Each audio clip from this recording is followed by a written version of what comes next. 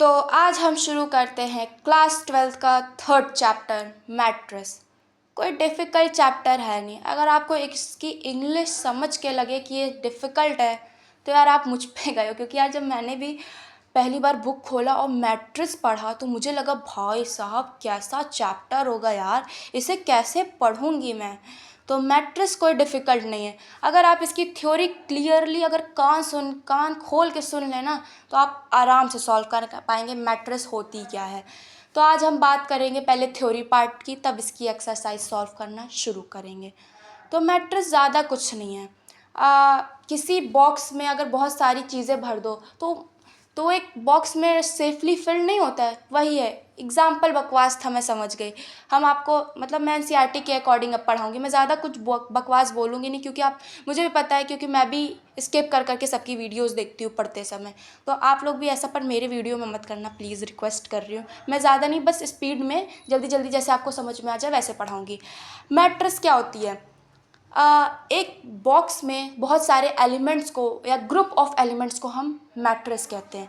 अब एलिमेंट्स ये मत समझना एलिमेंट्स मॉलिक्यूल एटम ये सब नहीं, नंबर्स यार, मैथ्स पढ़ रहे हैं। किसी भी बॉक्स में बहुत सारे नंबर्स होते हैं, उसे मैट्रिक्स कहते हैं।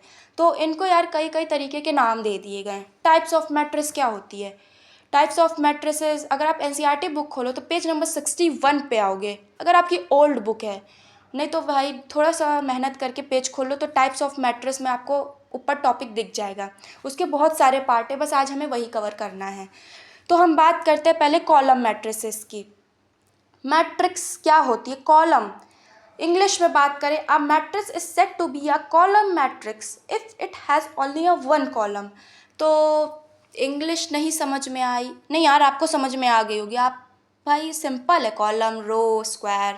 तो कॉलम मैट्रिक्स होती क्या है बेसिकली? एग्जाम्पल एनसीईआरटी का ही देखो, अगर आप एनसीईआरटी बुक खोल के देख रहे हो तो इसमें एग्जाम्पल नहीं दे रखा है a इक्वल्स टू 0, उसी के नीचे √3 -1 और उसी के नीचे 1/2।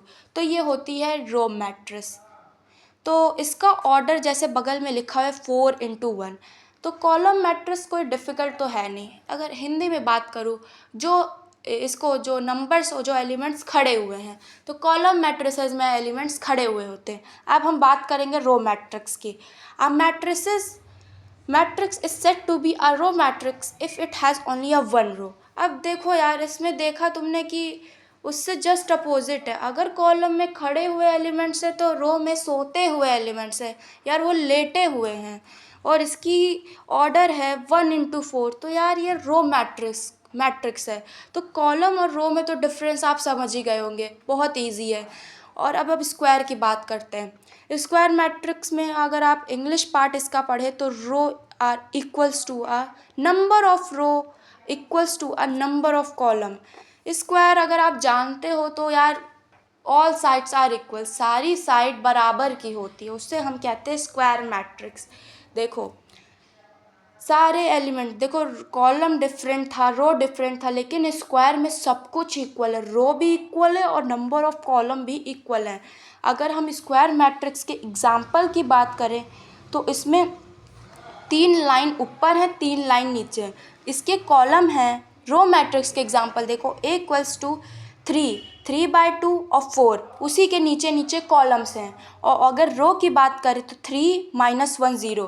तो ये हमारी रो मैट्रिक्स होती है। हम स्क्वायर मैट्रिक्स की बात कर रहे हैं, तो आप डिफरेंस समझ ही गए होंगे रो कॉलम स्क्वायर में। कोई कॉलम पूछे और बेटा कॉलम मैट्रिक्स क्या होती है, तो आप बता देना जो एलिमेंट्स खड़े हुए होते हैं। और कोई बोले रो मैट्रिक्स क्या होती है, यार जो एलिमेंट्स लेटे हुए होते हैं। और square matrix equal, number of row and number of column are equal. तो अगर नेक्स्ट टॉपिक पे आना है तो नेक्स्ट वीडियो पे जाइए प्लीज़।